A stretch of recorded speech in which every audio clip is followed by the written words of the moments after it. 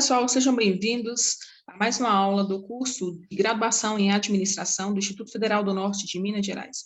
A disciplina é a disciplina de instituição do direito público e privado. Meu nome é Renata Nobre, eu sou professora dessa disciplina.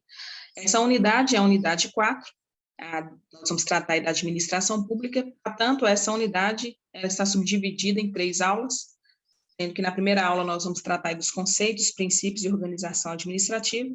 Na segunda aula, a administração pública direta e indireta, e na terceira aula nós vamos tratar dos servidores públicos e das novas tendências do direito público frente ao contexto brasileiro e internacional. O objetivo dessa unidade é conceituar a administração pública, compreender os princípios, a organização administrativa e compreender também o conceito aí dos servidores públicos, né, compreendendo as especificidades do servidor público. Antes da gente adentrar no conteúdo, é importante nós falarmos que, como nós temos estudado os pilares do Estado brasileiro no tocante à sua organização, agora é hora de nós compreendermos aí como que nossa ação ela é administrada. Então, para essa unidade, nós vamos dedicar à administração pública, e nós vamos começar compreendendo o conceito.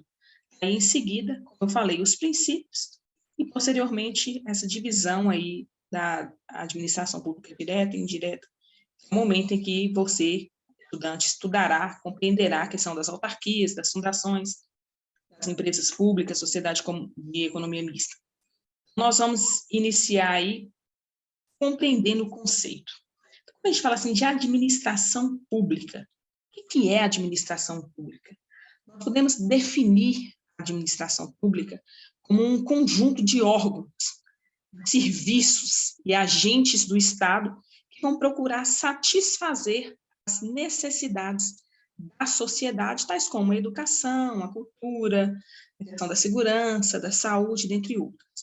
Em outras palavras, o que nós podemos falar da administração pública? Nós podemos falar que a administração pública ela é a gestão dos interesses públicos por meio da prestação de serviços públicos, né? Em síntese, nós podemos defini-la como sendo um conjunto harmônico aí de princípios jurídicos que regem os órgãos, os agentes, as atividades públicas tendentes a realizar de forma concreta, direta e imediatamente os fins desejados do Estado. Então, no slide aí nós colocamos, né, que a administração pública, por seu turno, ela pode ser definida objetivamente como uma atividade concreta e imediata que o Estado desenvolve a consecução dos interesses coletivos e subjetivamente como um conjunto de órgãos e de pessoas jurídicas aos quais a lei atribui o exercício da função administrativa do Estado. Ou seja, o conceito de administração pública ele consiste na prestação de serviços públicos realizados de forma direta ou indireta por pessoas jurídicas, órgãos e agentes públicos, sendo regulada aí pelo ramo do direito público, haja visto seu principal escopo ser a proteção e a garantia dos interesses da sociedade. Segundo a doutrina, por meio da doutrinadora Maria Zanella de Pietro, a administração pública ela pode ser classificada em sentido subjetivo, quanto aos entes que a compõem, e no sentido objetivo, ou seja, quanto à função que ela exerce. Antes da gente entrar nesse detalhe, é importante eu salientar aqui em síntese, né, que a administração pública tem como esse objetivo que trabalhar em favor ao interesse do público, né, a priori, e dos direitos e interesses dos cidadãos que administra. Ou seja, nessas duas atividades distintas, a superior de planejar e a inferior de executar, administrar significa não só prestar serviço, executá-lo como igualmente, né, com uma certa igualdade, mas dirigir, governar, exercer à vontade, com o objetivo aí de obter resultado útil, né, e até em sentido vulgar, nós podemos falar, administrar quer dizer traçar um programa de ação e executá-lo. A própria Maria Zanella de Pietro, ela traz essa conceituação.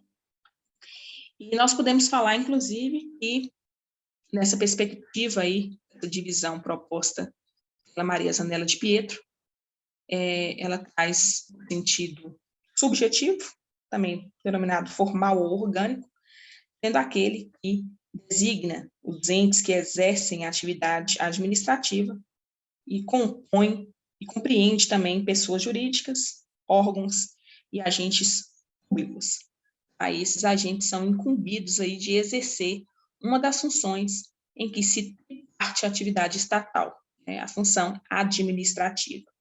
Quando a gente traz essa questão do sentido objetivo, né, ou seja, material ou funcional, a administração pública ela designa aí a natureza da atividade exercida por esses entes.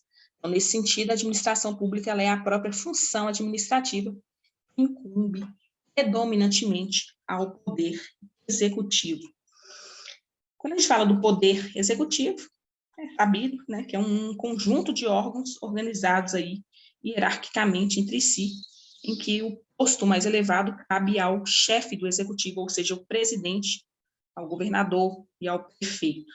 Então, sua estrutura fundamental está prevista aí na Constituição Federal, e sua implementação deve se fazer por lei, mas a sua atuação concreta ela não se subordina a determinações externas, provindas da vontade dos ocupantes ou de outros poderes. Como função do poder executivo está aí a administração e a conversão da lei em ato individual e concreto, ou seja, a vontade ela decorre da lei, diz o fim a ser seguido pelo administrador. Nós vamos compreender, agora que nós já compreendemos aí um pouco o conceito da administração pública, nós vamos entender também, né, nesse sentido, que a administração pública, ela representa.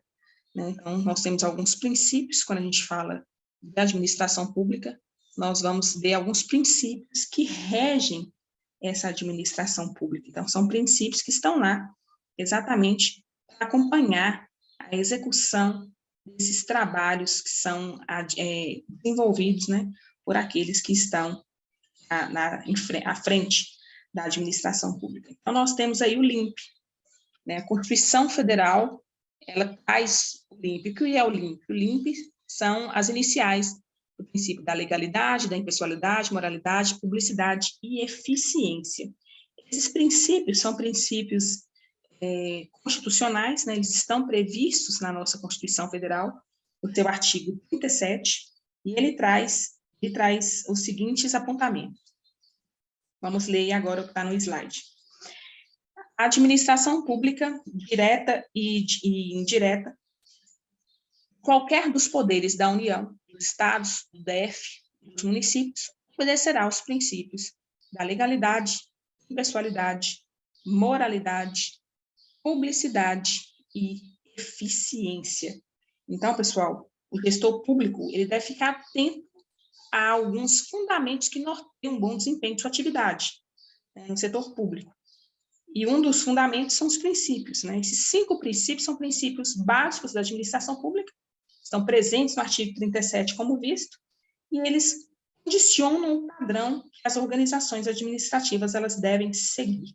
Então, quando a gente traz aí a questão do princípio da legalidade, significa o quê? Que a administração pública ela está sujeita aos princípios legais, ou seja, a lei, as normas administrativas que estão contidas aonde? Na Constituição. Então, nesse caso, só se é possível fazer o que a lei autoriza. Quando a administração pública ela afasta-se ou se desvia da legalidade, ela é exposta à responsabilidade civil e criminal, conforme o caso. Então, dessa forma, a lei ela acaba distribuindo a responsabilidade aos seus gestores, né? Trazendo essa lógica para o cotidiano. Então, um administrador público em um processo de licitação, por exemplo, ele deve proceder de maneira já estabelecida em lei e em hipótese alguma de forma diferente. Todos os atos, pessoal, da administração pública, eles devem ser norteados e regulados pela lei, né? De modo que o agente público ele deve respeitar os limites por ela traçados, além de agir de modo desinteressado, ou seja, impessoal, proporcionando a igualdade de tratamento para os indivíduos que se encontrem em situações idênticas. Quando eu venho falar da questão da impessoalidade, como o próprio nome diz, ela aborda tanto a atuação impessoal, né, que vai objetivar a satisfação do interesse coletivo, quanto à própria administração pública. Esse princípio, gente, ele impõe ao gestor que só pratique o ato para o seu objetivo legal, vedando qualquer prática de ato administrativo sem interesse público ou vantagem para a gestão. Nós podemos citar como, por exemplo, aí a violação do princípio da impessoalidade, a exaltação do trabalho de um secretário de obra, por exemplo, na inauguração de uma obra, né? Ali a responsabilidade, se ele está como secretário de obra, ele tem que desenvolver esse trabalho. Eu não posso falar assim, vou pegar um dinheiro público e instalar uma academia ao ar livre e falar, esse trabalho é de fulano de tal. Não, é impessoal, o dinheiro é público. E ele tem obrigação legal, moral, de estar representando o povo, de desenvolver aquele trabalho. Então, vocês tenham compreendido aí nessa dimensão. Quando eu trato aí do princípio da moralidade, a moralidade, ela trata de obedecer não somente à lei jurídica, mas também à lei ética da instituição. Ou seja, o administrador público ele precisa seguir alguns padrões que são éticos. A moralidade administrativa, junto à sua legalidade e adequação aos demais princípios, elas possuem pressupostos que, quando não são seguidos, tornam a atividade pública o quê? Legítima. Né? Então, assim, o gestor público que agir de forma contrária descumprirá a moralidade, como também o princípio da legalidade. Na política, por exemplo, um exemplo bem prático disso é a nomeação de parentes em cargos comissionados. Nós temos uma exceção, mas assim, quando a gente fala da questão da regra, dessa questão da nomeação de parentes em cargos comissionados, nós vamos ver aí a figura do nepotismo. Né? Ela foge também da regularidade, da legalidade, somente naqueles casos excepcionais que estão estabelecidos em norma. Quando a gente traz aí da questão da publicidade, diz respeito à divulgação oficial do ato para conhecimento público. Então, o princípio da publicidade, ele é um requisito da eficácia e da moralidade. Todo ato administrativo, ele deve ser público, com exceção daqueles, né, que possuem sigilo, no caso, por exemplo, de segurança nacional, de investigação policial ou de interesse superior da administração, conforme a lei prevê.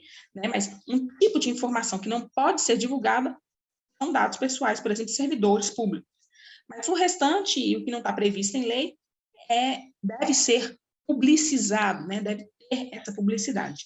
E o princípio da eficiência exige que a atividade administrativa seja exercida de maneira perfeita, né? Com rendimento funcional. A eficiência, ela exige o quê? Um resultado positivo para o serviço público e também um atendimento satisfatório em tempo razoável. Então, gente, conhecer esses princípios que norteiam aí a administração pública, essa gestão pública, ela é essencial para pôr em prática uma administração pública o quê? Íntegra, efetiva, transparente, mais próxima da sociedade.